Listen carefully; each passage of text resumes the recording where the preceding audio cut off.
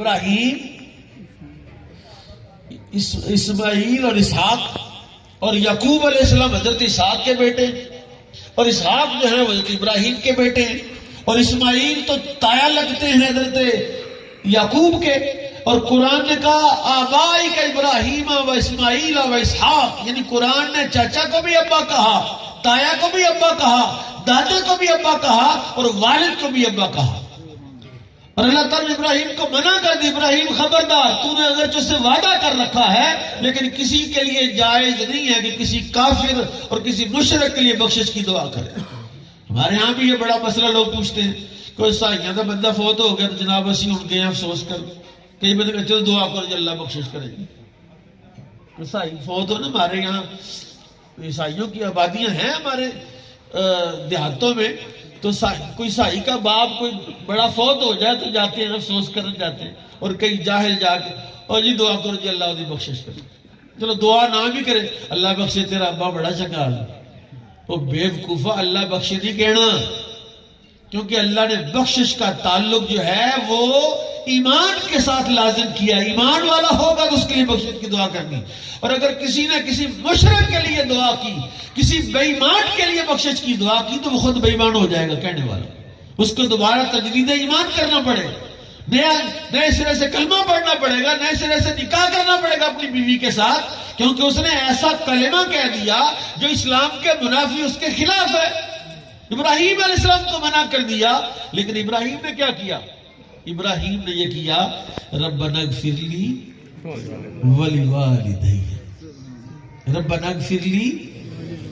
یعنی والد صرف اپنے باپ کو ہی کہہ سکتے ہیں، والد چاچا کو نہیں کہہ سکتے۔ لفظ ولد جو ہے یا والد جو ہے یہ اپنے حقیقی نسب کے لیے بولا جاتا ہے، چچا تایا اور برادر کے لیے لفظ استعمال نہیں ہوتا قرآن میں۔ اس لیے ابراہیم خلیل اللہ علیہ السلام کو چچا کے لیے بخشش کی دعا سے روک دیا گیا تو وہ رک گئے، لیکن جب اپنے باپ تاریخ حقیقی باپ کے لیے انہوں نے ساری زندگی دعا کی، ربنا اغفر لی، ربنا اغفر لی ولوالدی، یا اللہ میرے والدین کی بخشش، میری بخشش فرما، میرے والدین کی بخشش فرما۔ اور یہ جناب آدم سے لے کر جناب عیسیٰ تک، اور جناب عیسیٰ کے بعد ہمارے پیارے نبی جو سارے نبیوں کے امام ہیں، نبیوں کے نبی ہیں، انہوں نے یہ سبق ہمیں سکھایا ہے۔ اور میرے آقا نے ارشاد فرمایا ہے کہ جب کوئی فوت ہو جائے اور جب تم اس کے لیے بخشش کی دعا کرتے ہو، اس کا فیض فوت ہونے والے کو بھی ملتا ہے اور دعا مانگنے والے کو بھی ملتا ہے۔ حضرت مولا علی ایک روایت رسول اللہ سے نقل کرتے ہیں، روایت کرتے ہیں کہ حضور کریم صلی اللہ علیہ وسلم نے ارشاد فرمایا جو بندہ قبرستان جائے، توجہ سے سننا، بڑی مزیدار بات ہے اور بڑی غور کی بات ہے، فرمایا قبرستان جا کے 4 مرتبہ سورہ فاتحہ پڑھے۔ کتنی مرتبہ؟ 4 مرتبہ۔ الحمدللہ رب العالمین 4 بار پڑھنی، اور 11 مرتبہ سورہ اخلاص پڑھنی، قل هو اللہ احد اللہ الصمد لم یلد ولم یولد ولم یکن لہ،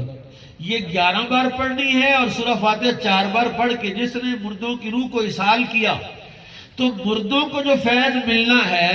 جو ثواب ملنا ہے، اس کا تو حد بننا ہی کوئی نہیں ہے۔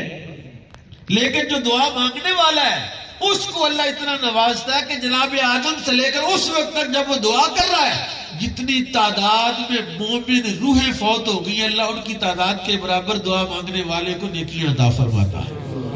یعنی دعا مانگنے والا دعا مانگنے کے لیے جاتا ہے تو وہ اتنے ڈھیروں نیکیاں لے کر آتا ہے کیونکہ اس نے مرنے والوں کے لیے بخشش کی دعا کی ہے اور بخشش کا سامان فراہم کیا ہے۔ حضرت سیدنا امام ربانی مجد الفسانی، ہمارے دل میں بھی اشکال پیدا ہوتا ہے کہ ایک بابا ہے، ایک بندہ ہے، اس نے 70 سال 40 سال 50 سال 90 سال زندگی گزاری، بڑے ظلم زیادتیاں کی، بڑے حق کھائے، بڑا مال دولت کھایا، تو ہم دعا کریں یا اللہ اس کی 150 قرآن پڑھ کے بخش دیا تو وہ بخشا جائے گا؟ کہتے جو حق کھایا، جو مال کھایا، جو ظلم زیادتی کی ہیں، جو گناہ کی، کیسے بخشے جا سکتے ہیں؟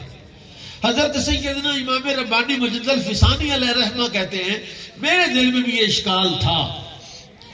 میرے دل میں بھی یہ بات تھی کہ یار بخشش کیسے ہو جاتی ہے ایسے بندے کی صرف دعا کرنے سے۔ لیکن میں نے ایک حدیث پڑھی کہ جو بندہ 1.25 لاکھ مرتبہ آیت کریمہ پڑھ کے کسی مردے کی روح کو ایصال کرے، اللہ اس کی یقینی بخشش کر دیتا ہے۔ سبحان اللہ۔ کہتے میرے دل میں یہ بات میں حدیث ہے تو میں مان گیا، لیکن میرے دل میں یہ بات تھی کہ یہ کیسے ہو سکتا ہے کہ صرف دعا کرنے سے بندے بخشے جائیں؟ لیکن میں نے اپنے لیے پڑھ لیا، میں نے اپنے لیے پڑھ لیا۔ میں جب طالب علم تھا تو میں بھی آیت کریمہ بڑا سیاپا پڑھتا ہوتا تھا کہ مدرسے سے بچے لے آئیں تو ڈھیر لگا دیں ان کے سامنے کٹکوں کا، پڑھو بھی پتر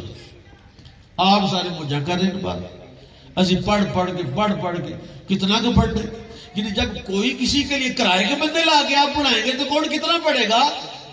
جو آپ کا اپنا باپ ہے اس کے لیے آپ جو دعا کریں گے نا انتہائی اخلاص کے ساتھ کریں گے، آپ کا ایک تعلق ہے۔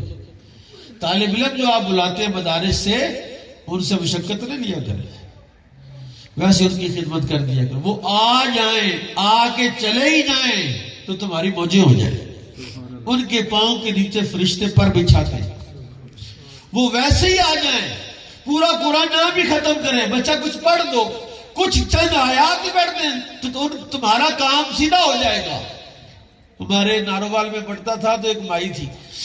اس کی عادت تھی ہر مہینے میں آتی، تو جب ایک قرآن شریف ختم کرنے کا اجے روٹی نہیں پڑتی ایک اور پڑھو، دوسرا بھی پڑھنا، تو پھر ان کو اور پڑھو جو روٹی نہیں پڑتی، جان کی روٹی لیٹ کر اور دوسرے قرآن شریف کے وقت میں مائی کو گالیاں ہی پڑتی تھی کہ مائی بہت ستاتی ہے، تنگ کرتی ہے۔ بہرحال میں یہ کہہ رہا تھا، حضرت امام ربانی مجد الفسانی کہتے ہیں یہ حدیث تھی کہ 1.25 لاکھ مرتبہ آیت کریمہ اگر کوئی بندہ پڑھ لے کسی مردہ کے لیے اللہ یقینی بخشش کر دیتا ہے۔ کہتے میں نے اپنے لیے خود ہی پڑھ لی، کہ پتہ نہیں میرے لیے کوئی پڑھے یا نہ پڑھے، میں نے خود ہی پڑھ لیا۔ ایک دن میں قبرستان سے گزر رہا تھا تو ایک نورانی چہرے والا نوجوان ایک قبر پر کھڑا ہو کے رو رہا تھا۔ میں نے اسے پوچھا کیا بات؟ اس نے کہا یہ میرے باپ کی قبر، اور اللہ نے مجھے کشف قبور کا علم دیا ہے، میں مراقبہ کر کے کلمات پڑھ کے قبر کے اندر بندے کو دیکھ سکتا ہوں کہ اس کو عذاب ہو رہا ہے یا ثواب ہو رہا ہے۔ تو میں نے کشف سے دیکھا کہ میرے باپ کو عذاب ہو رہا ہے، اس لیے میں رو رہا ہوں کہ میرا اللہ اس کی بخشش کر دے۔ حضرت امام ربانی کہتے ہیں موقع بڑا ودیع مجھے مل گیا۔ میں نے کہا یہ